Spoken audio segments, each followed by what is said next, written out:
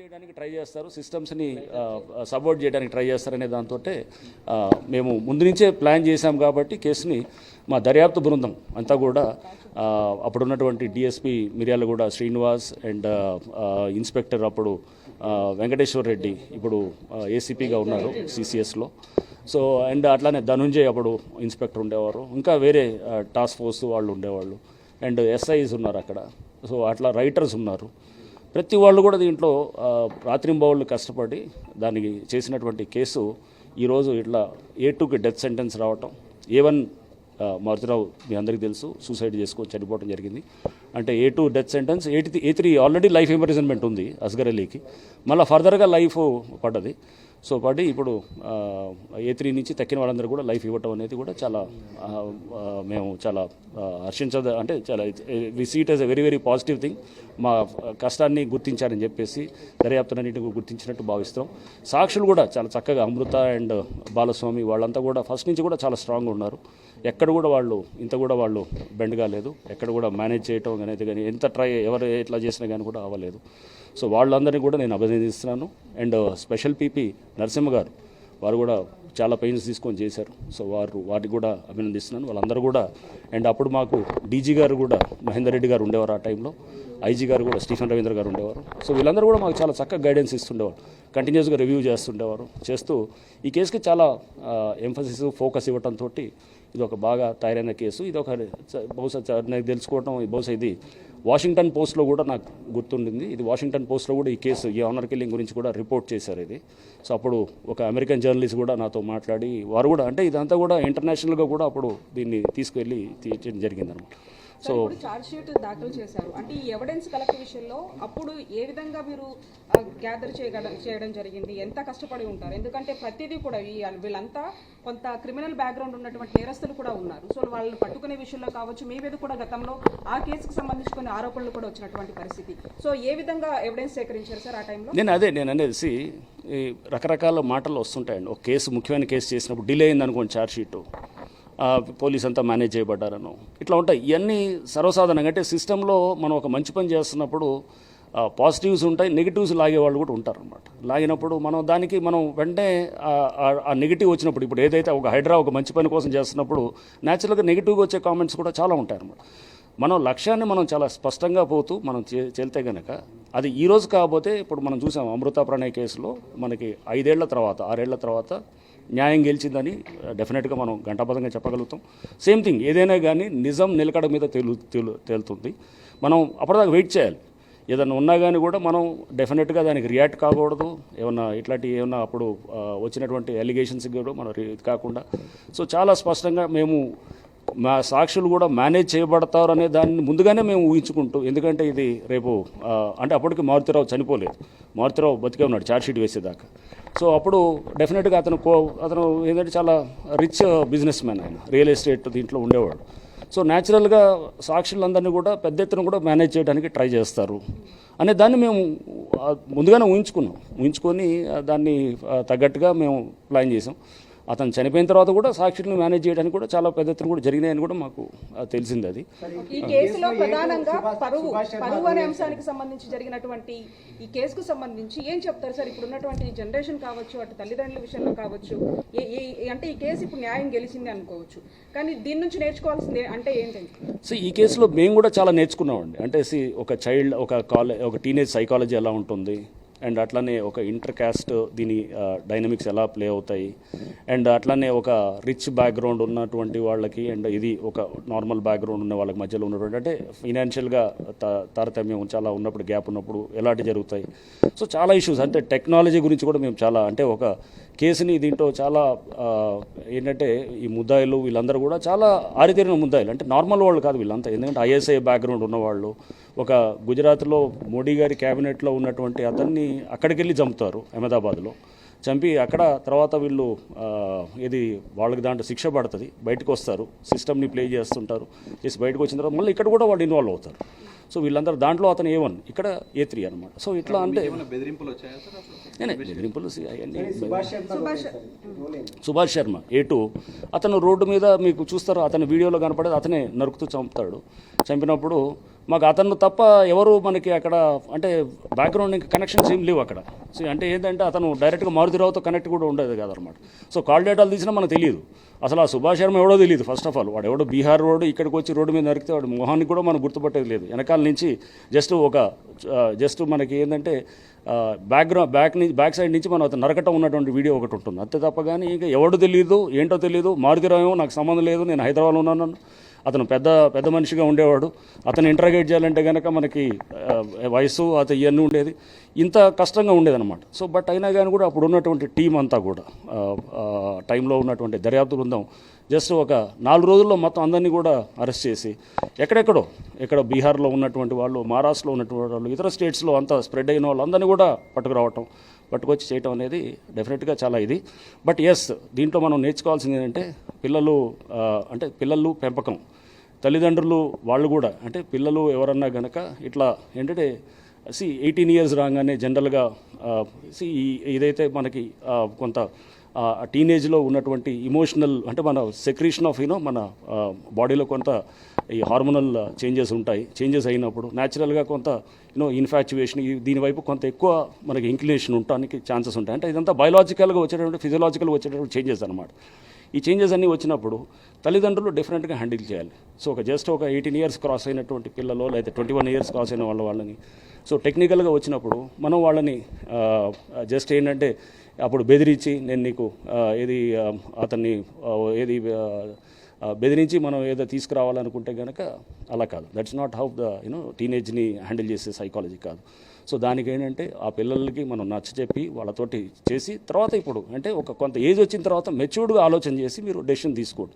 అది ఏ కులమైనా ఏదైనా కానీ ముందు మీరు లైఫ్లో స్థిరపడ్డ తర్వాత ఒక డెసిషన్ తీసుకుంటే కనుక మంచిది అనేటటువంటి కోవలో తీసుకెళ్తే కనుక ఐ థింక్ డెఫినెట్గా ఇట్లాంటి దీనివల్ల ఏమైందంటే ఫ్యామిలీలు అందరూ బాలస్వామి కొడుకును కోల్పోయాడు, అమృత తండ్రిని కోల్పోయింది, అందరు రకరకాలుగా అంటే ఎవరు కూడా నేను కూడా ఫైనల్గా సాటిస్ఫైడ్గా లేరని నేను అనుకుంటాను.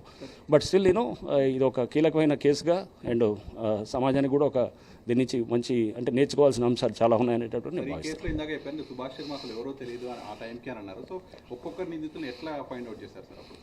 అవన్నీ చెప్పకూడని అంశాలు ఉంటాయి కొన్ని. ఎందుకంటే మనం ఇవన్నీ మనం ఎందుకంటే డెఫినెట్గా చాలా టెక్నాలజీస్ని యూజ్ చేసాం. సో కొంత కీలకమైన ఇంట్రాగేషన్స్, కీలకమైన ఇన్ఫర్మేషన్స్ కూడా తీసుకోవటం అన్నీ తీసుకున్న తోటి దాని నుంచి చేసింది ఈ కేసు. సో ఎప్పుడైతే మారుతిరావుని ఇప్పుడు ఆయన లేరు, కానీ అతన్ని ఎప్పుడైతే ఇంటరాగేషన్ చేస్తున్నటువంటి సమయంలో ఆయన చెప్పినటువంటి అంశాలకు సంబంధించి ఉంటాయి సార్, అంటే ఆ సమయంలో వెల్లడించినటువంటి అంశాలు ఏంటి?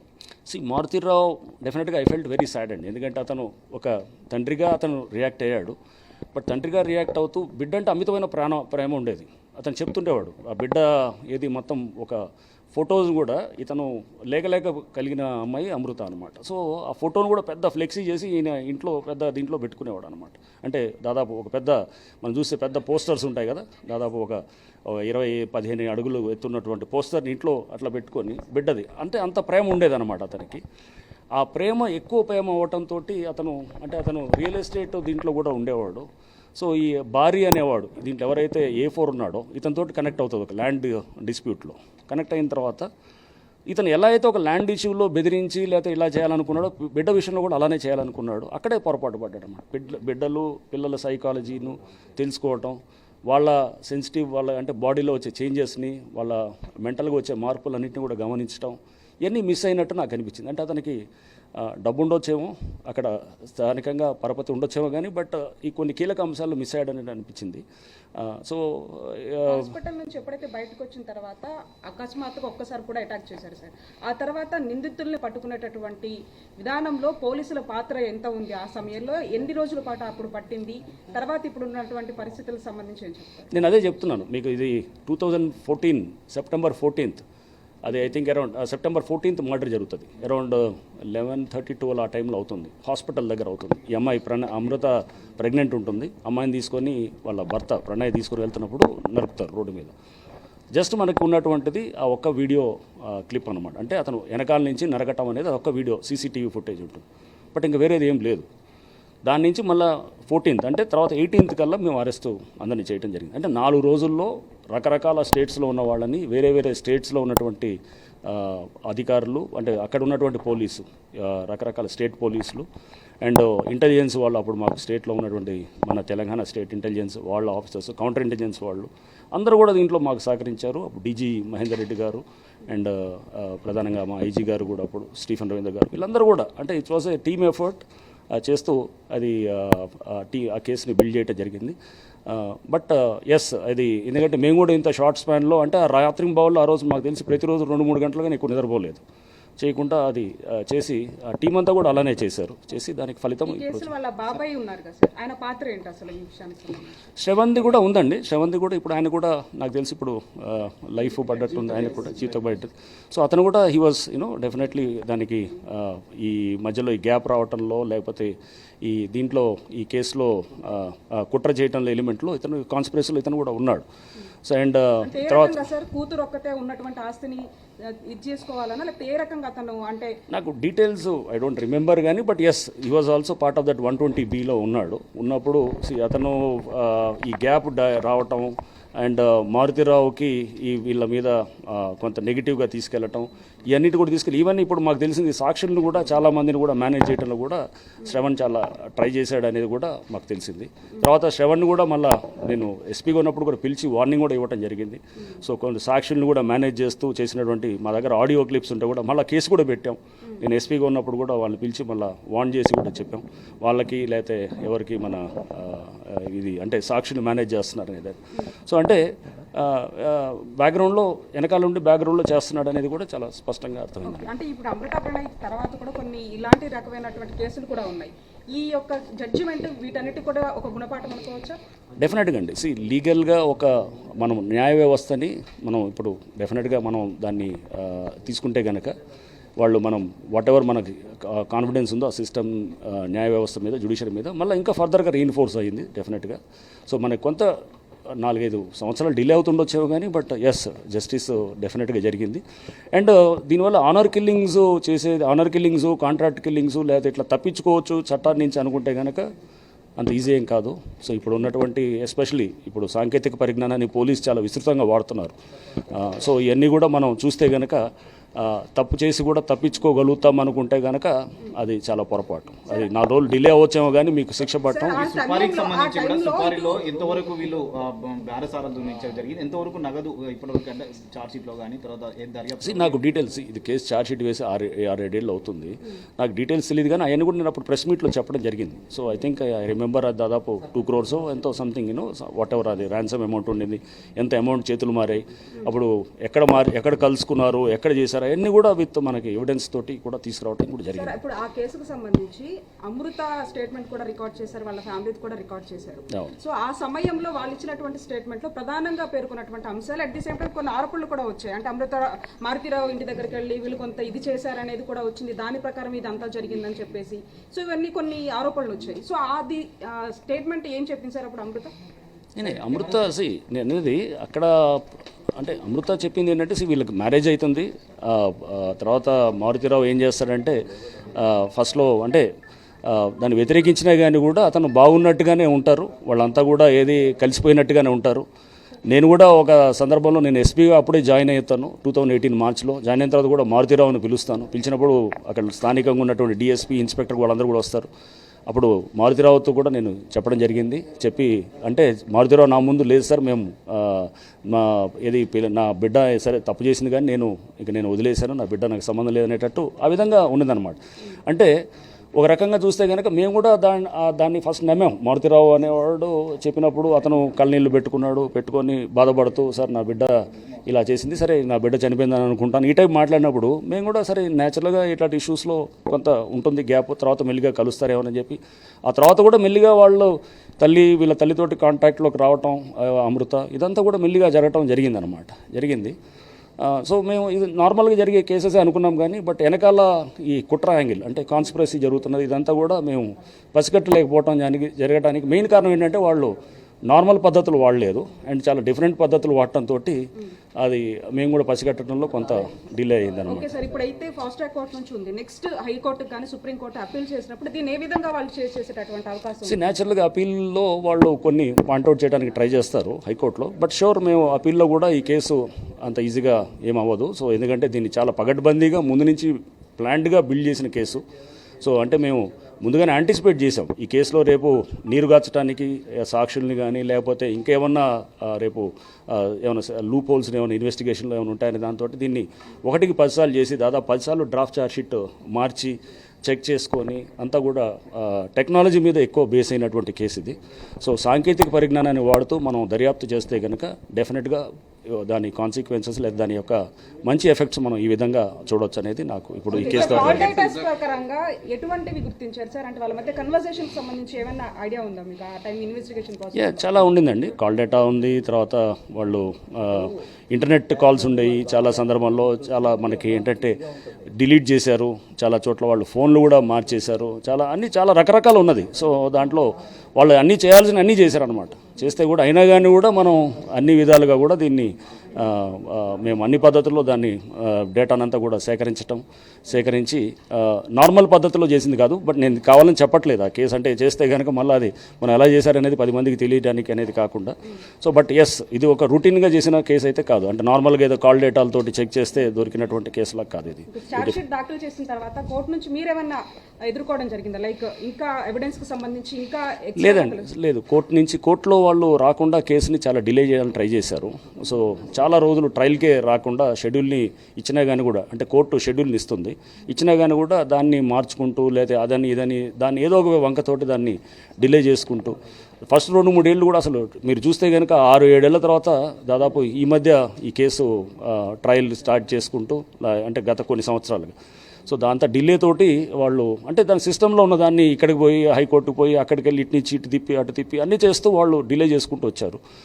చేసుకుంటూ వచ్చినా కానీ కూడా అక్కడ ముందు బాలస్వామి ప్రణయ్ వాళ్ళ తండ్రి ఉన్నారు, ఆయన్ని నేను కంగ్రాచులేట్ చేస్తాను. అండ్ అట్లా అమృత కూడా, వీళ్ళంతా కూడా చాలా స్ట్రాంగ్గా నిలబడి వాళ్ళు ఎంత డిలే అయినా కానీ కూడా వాళ్ళు నమ్మకం పెట్టుకొని మాతోటి ఇప్పటికీ నాకు రెగ్యులర్గా మాట్లాడుతుంటారు, కలుస్తుంటారు వాళ్ళంతా కూడా. So they are very happy and మేము కూడా we feel that is justice అనేది కొంత డిలే అయినా కానీ కూడా న్యాయం జరిగింది అనేటటువంటి విధంగా కూడా భావిస్తాం. సార్ ఇప్పుడు లైఫ్ పడింది కదా సార్, లైఫ్ పడినప్పుడు వాళ్ళని వెంటనే అదుపులోకి తీసుకుంటారా, ఎట్లా ఉంటుంది సార్? ఉంటుంది, తీసుకుంటారు వాళ్ళు. డెఫినెట్గా లైవ్ పడ్డ తర్వాత వాళ్ళు అదుపులో తీసుకుంటారు. తర్వాత వాళ్ళు మళ్ళీ వాళ్ళు ఉన్నటువంటి లీగల్ వాళ్ళకు ఉన్నటువంటి రికోర్స్ ఏదైతే ఉందో వాళ్ళ అప్పీల్కి వెళ్ళటం, అక్కడ బెయిల్ తీసుకోవటం ఇట్లాంటివి కొంతమంది చేస్తారు. బట్ దీంట్లో కొంతమందికి బెయిల్ కూడా రాలేదు. ఇప్పుడు సుభాష్ శర్మ అండ్ అస్గర్ అలీ వీళ్ళకి దాదాపు అప్పటి నుంచి కూడా వాళ్ళు జైల్లోనే ఉన్నారు, బయటికి రాలేదు. ఎందుకంటే ఈ కేసు ఉంది, వేరే కేసెస్లో అస్గర్ అలీకి ఆల్రెడీ హిరణ్ పాండ్యా కేసులో లైఫ్ ఇంప్రిజన్మెంట్ పడ్డది. అండ్ ఇతను సుభాష్ శర్మ కూడా చాలా కేసెస్లో ఉన్నాడు. రాజమండ్రిలో రాబరీ కేసు ఉంది, ఇంకా చాలా కేసెస్లో కూడా ముద్దాయి అతను. సో అతనికి అప్పుడే పెళ్ళయింది, ఆ తర్వాత బిడ్డ పుట్టితే కూడా అతనికి పాపం ఇప్పుడు జీవితం అంతా కూడా, ఎందుకంటే ఒక రాంగ్ స్టెప్ వేస్తే కనుక జీవితంలో ఎట్లా అవుతుందనే సుభాష్ శర్మ అటువంటి కూడా చూస్తే కూడా మనకు అర్థమవుతుంది. ఇందాక అడ్వకేట్స్ మాట్లాడుతూ ఇందులో ఛార్జ్షీట్ చాలా కీలకంగా ఉపయోగపడింది మాకంటూ కూడా వాళ్ళు పదే మెన్షన్ చేశారు. సో ఛార్జ్షీట్ ఫ్రేమ్ చేసేంత వరకు అప్పుడు మీరు పడ్డటువంటి కష్టం, అప్పుడు మీ ఉన్నటువంటి ప్రెషర్ ఏంటి? అప్పుడు స్టేట్ వైడ్ కూడా ప్రెషర్ ఏం లేదండి. మా టీం అంతా కూడా వాళ్ళు అంటే కొంత విసుక్కున్నారేమో నాకు తెలియదు కానీ, బట్ వాళ్ళంతా కూడా దేవర్ వెరీ చాలా కష్టపడి ప్రొఫెషనల్గా చేసిన టీం అనమాట అంతా. ఎవరు రైటర్స్ నుంచి కానిస్టేబుల్స్ నుంచి తీసుకొని SIs and especially DSP Srinivas was the investigating officer, వీళ్ళందరూ కూడా అంటే కొంచెం విసుకోకుండా వీళ్ళంతా కూడా అంటే పర్ఫెక్షన్ కోసం ట్రై చేసాం ఫస్ట్ నుంచి కూడా. కిల్లింగ్ అంటే సాంకేతిక ఆధారాలు ఎంతవరకు ఉపయోగపడతాయి సార్, అలాగే డైరెక్ట్ స్టేట్మెంట్స్ ఎట్లా ఉపయోగపడతాయి? డెఫినెట్గా సాంకేతిక ఆధారాలతోటి కేసును కనుక బిల్డ్ చేస్తే అది రేపు ఎప్పటికైనా కానీ కూడా 100% కన్విక్షన్ అనేది రావడానికి ఛాన్సెస్ ఉన్నాయనేది ఈ కేసు ద్వారా మనకు తెలియబోయి. సో టెక్నాలజీని బేస్ అవ్వాలి అండ్ మనము రకరకాల టెక్నాలజీస్, సో మీరు అన్నిటినీ వాడుకుంటూ ఈవెన్ మేము చెప్పాం కదా గెయిట్ ప్యాటర్న్, అంటే అతను నరికినప్పుడు మీరు చూసారు వాక్ అది నడుస్తూ వచ్చి నరుకుతాడు. దాన్ని గేట్ ప్యాటర్న్ అంటారు అనమాట. అంటే గేట్ అంటారు, అంటే గేట్ అది పద్ధతి, అంటే నడిచే ప్రతి వాడికి ఒక్కొక్క పద్ధతి ఉంటుంది. దాన్ని కూడా మేము స్టడీ చేసాం అన్నమాట. గేట్ ప్యాటర్న్ కూడా స్టడీ చేసి దాని ఫొరెన్సిక్ ల్యాబొరేటరీ అట్లా దాని ఎక్స్పర్ట్స్ని కూడా తీసుకొచ్చి కెమెరాస్, రకరకాల వీడియో కెమెరాస్ని పెట్టి, అప్పుడు అక్కడ డిటీసీ అని ఉండేది, డిస్ట్రిక్ట్ ట్రైనింగ్ సెంటర్, అక్కడ వీడియో కెమెరాస్ పెట్టి అతను నడిచి వస్తున్నప్పుడు దాన్ని క్యాప్చర్ చేస్తూ ఇతని నడక వీడియోలో చూసిన నడక ఒకటే అని ప్రూవ్ చేయడానికి కూడా, అంటే అంత మైన్యూట్గా కూడా పోవాల్సిన పరిస్థితి వచ్చిందన్నమాట. అంటే ఇట్లాంటి ఎవిడెన్స్ ఎక్కడ ఏ కేసులో కూడా ఇంత పొందుపరచలేదు, మీరు అంత డీటెయిల్గా పొందుపరిచారనేటువంటిది కూడా అడ్వకేట్స్ థ్యాంక్ యూ కూడా చెప్తున్నారు కిందాక. సో మీరు ఇంకా దానికి సంబంధించి ఎవిడెన్స్ సంబంధించి ఏ కేసు అయినా కానీ ఇదనే కాదు, మనం చేసిన కేసు ఛాలెంజింగ్గా తీసుకున్నప్పుడు మనం డెఫినెట్గా ఇట్లాంటి హై ప్రొఫైల్ కేసెస్ డెఫినెట్గా కొంత టైం వెచ్చించాల్సి వస్తుంది. పోలీస్కి తెలంగాణ పోలీసు ప్రొఫెషనల్లీ చాలా చాలా కాంపిటెంట్ అండి, చాలా హై ఎబిలిటీ ఉన్నవాళ్ళు. సో మనకు ఓన్లీ ప్రాబ్లం ఏంటంటే చాలా కేసెస్ వచ్చినప్పుడు వాళ్ళు టైం ఇవ్వలేరు, అది ఒకటే ప్రాబ్లం. కానీ లేకపోతే కనుక టైం ఇచ్చి చేయగలిగితే కనుక I think Telangana police is one of the best police నేను అనుకోవటంలో. సో దానికి కావాల్సినటువంటి సాంకేతిక పరిజ్ఞానాలు ఇవన్నీ కూడా పోలీస్ దగ్గర, అది మన అధికారుల దగ్గర పుష్కలంగా ఉన్నాయి. ఓన్లీ ప్రాబ్లమ్ ఇస్ టైం, ఎందుకంటే చాలా కేసులు అయినప్పుడు దీనికి ఇంత డెడికేట్ చేయలేరు, అది ఒక్క ప్రాబ్లం తోటి రైట్.